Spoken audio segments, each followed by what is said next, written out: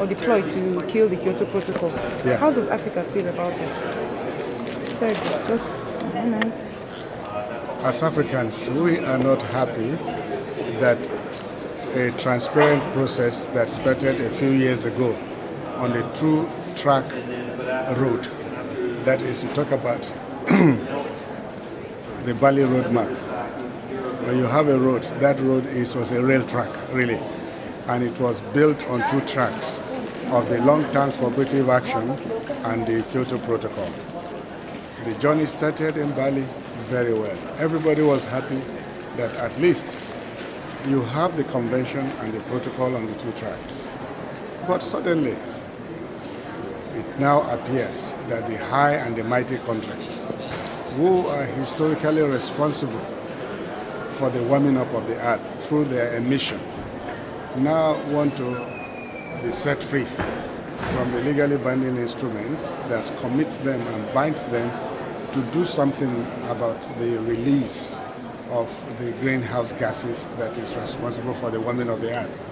Now, it's just like this, I will ask you. If you notice that a train loaded with several thousands of citizens, and which that train conveying many thousands of people and is moving on the two track, and you have an information that there's an attempt to remove one of the track close to the end of the journey, what will you call that? Will that not be a sabotage?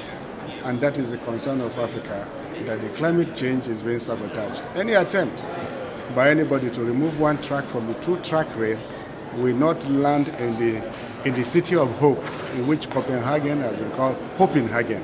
What happens when such a train reaches that point in which one of the track is removed?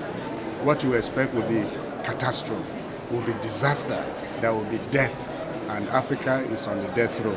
That is why we are concerned, that the hope of Copenhagen will not be dashed. And so what will Africa do if, should in case such happens? You will agree with me that when you fight a war, your strategies and your tactics are not declared open for everybody to see. Otherwise, you have lost the war from the beginning. We are keeping our cards close to our chest, but I can assure you, Africa will not die. Kyoto will not die.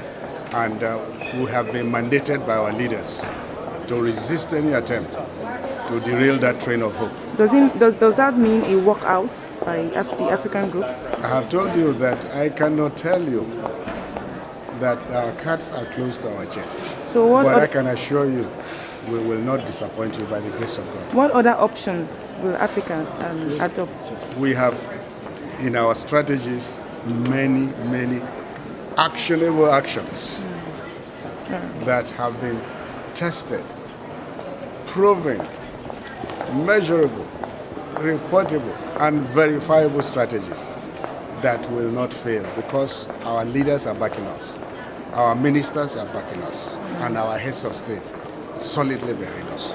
Thank you so much.